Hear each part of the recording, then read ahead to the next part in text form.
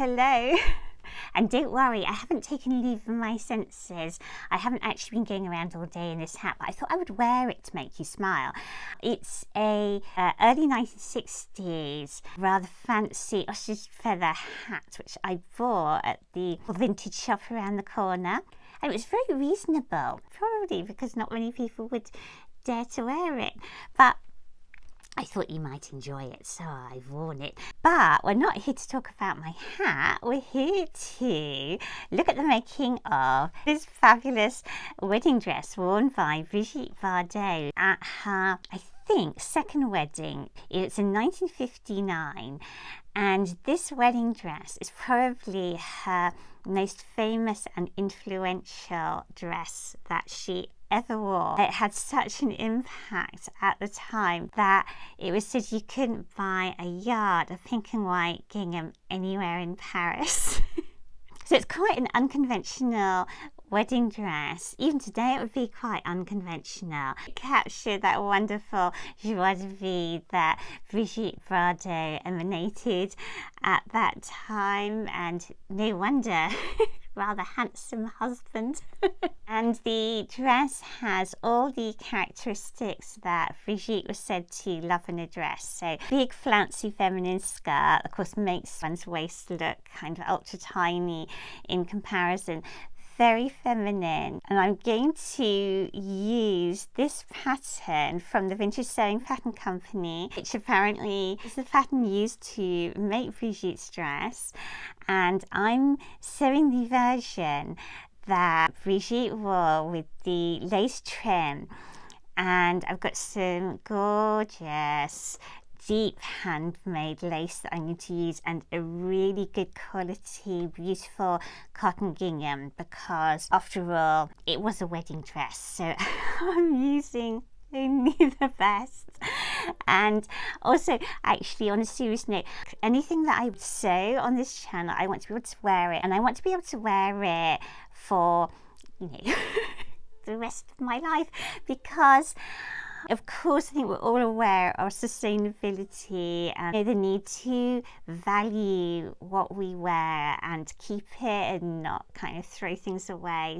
And the wonderful thing about vintage, of course, is that it doesn't really go out of fashion. It's never like a trend that is over. So everything that I wear, I want to last, and I want to wear that pink gingham dress when I'm 80. I need to make the lace trim version like the one that Brigitte wore, but once I've done my reveal, do stay tuned, because the lovely Arietta, Miss Arietta on Instagram, has made a different version of this pattern with the contrast colour and cuffs, and has very generously allowed me to show her version on this video as well. So you'll see two versions of the Brigitte Bardot made from this pattern.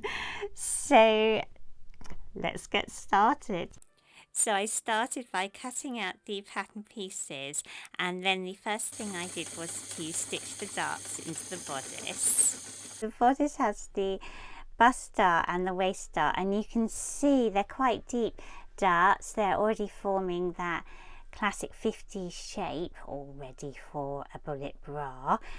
And I've also done part of the bound buttonholes anyway. I've done bound buttonholes down the front there, but it has a facing which is stitched on around the neck edge and down the front, and I haven't yet transferred the bound buttonholes through to the facing, but I have stitched on both sides of the facing to the bodice, so it will, I'll put my buttons down the front. I'm just going to get my buttons to show you. I've actually got two cards of these buttons, and you can see with a rather fun logo there. They came from France. I got them from the Vintage Sewing Nook. So I might keep one card but use the other. And I couldn't resist because of the white ivory colour and the pink. I think those would be a really pretty statement going down the front of the bodice. So I think that will look really pretty. And then this will go around the neckline. That lace, so pretty, I think.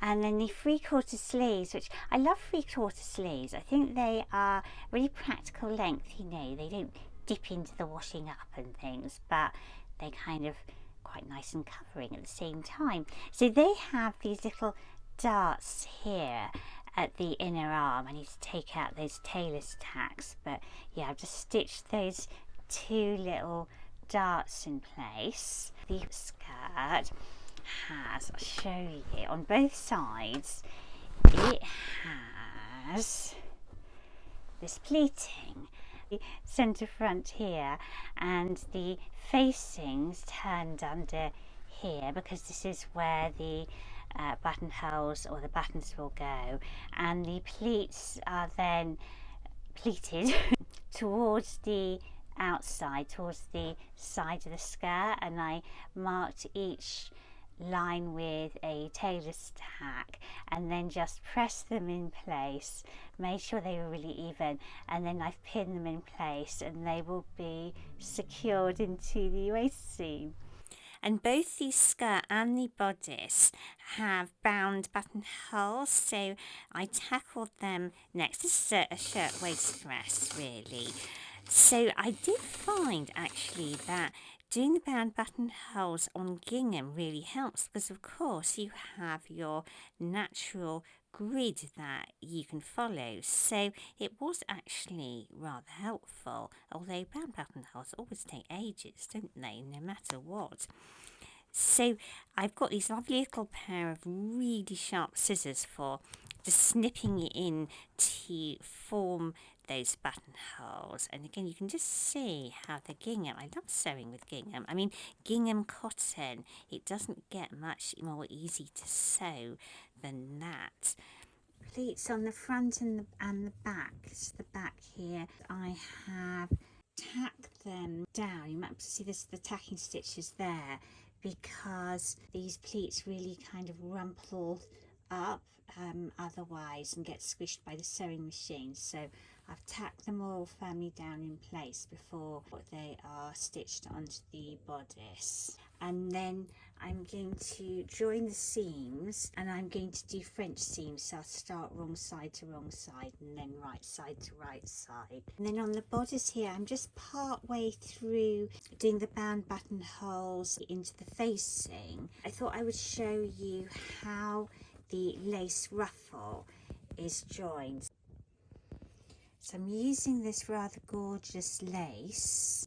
I've joined the front and back facing pieces and find the centre, but also match the side seams. So it's going to be sandwiched in like that, and then I'm going to stitch round here, and then of course the facing will be turned to the inside, and I'll have that lovely lace on the outside. And I used one of my Singer 201Ks for this project, and it seems like such a good fit because this sewing machine was actually made at around the same time that Brigitte Bardot was getting married in this dress. And here I'm pinning on those huge pockets onto the front of the dress, and as you can see they have a lace border at the top too. And with the bound buttonholes completed on the bodice front and on the bodice facing, and the facing slip stitched down in place, it's now time to stitch on the buttons, when that's just showing you the facing stitched, slip stitched down around the neck edge. And the sleeves, as you can see here, also have a facing which is used to sandwich the lace ruffle and then turned in and slip stitched down. And now I'm just top stitching the pockets in place on the skirts. The pockets sit really low on the skirt, and there are markings on the pattern that transfer with tailor's tacks just to make sure the pockets are positioned in the right place. And of course the gingham makes it really easy to ensure that the stitching line is really accurate. I'm just joining the underarm seams of the sleeves here. So just before I show you the dress on, I just wanted to show you some of its details. So there's these really pretty vintage buttons that I got from the Vintage Sewing Nook. See there. And the bound buttonholes all the way down. So there are 4 on the bodice and 7 or 8 on the skirt, so quite a few on bound buttonholes. And then the sleeves have these little darts at the elbows, and then the deep lace, really gorgeous lace, and then that's just enclosed in that little facing piece that tucks into the sleeve there. And then I did a little matching belt, just picking up the circular buttons, a little matching belt, and then the lace, it's a faced bodice, and then the lace around the neck. The shoulders are just gathered a tiny bit at the top, and then we have the pleating around the skirt, big full skirt, and then just see there, these really low pockets also edged in lace. So I'll put the dress on and you can see it hopefully in all its glory. Now this was going to be the reveal, but once I tried the dress on, I actually realised there was a couple of problems with it that I thought I would show you. So the first that you've probably instantly spotted is right at the front on the neckline ruffle. It's standing up a bit, so I had to redo that. But worse was I noticed that I had neglected to do the bound buttonhole directly below the belt. So there's a little interim now while I struggle to do that bound buttonhole and redo the neckline, which was much easier. And here is the final Brigitte Bardot dress, and I'm wearing with it a little 50s pink flowery half hat. It's kind of halo hat more, isn't it, really?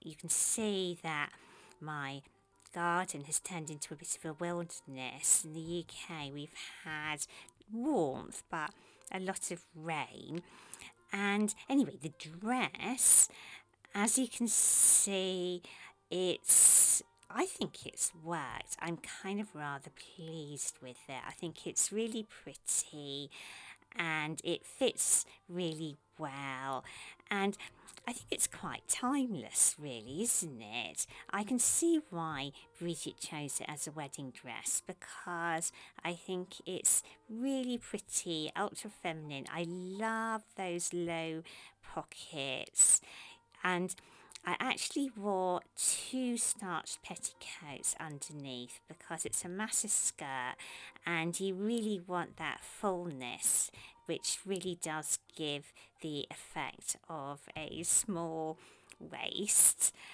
And yes, just showing you those petticoats there. With these 50s skirts, I do think having them pleated into the bodice rather than gathered tends to be more flattering, you know, because the extra fabric does sit flat against your stomach, which is always a good thing, isn't it? And I'm really pleased with the novelty vintage buttons that I used. They go well with the lace. And now we're going to look at the version done by Arietta, and here she is in her version, which has the contrast collar and cuffs. She does look wonderful, and many thanks to her for allowing me to show this version. Thank you for watching, and I hope you enjoyed seeing mine and Arietta's Brigitte Bardot dresses. Please don't forget to like this video because it really helps, and consider subscribing if you haven't. Bye.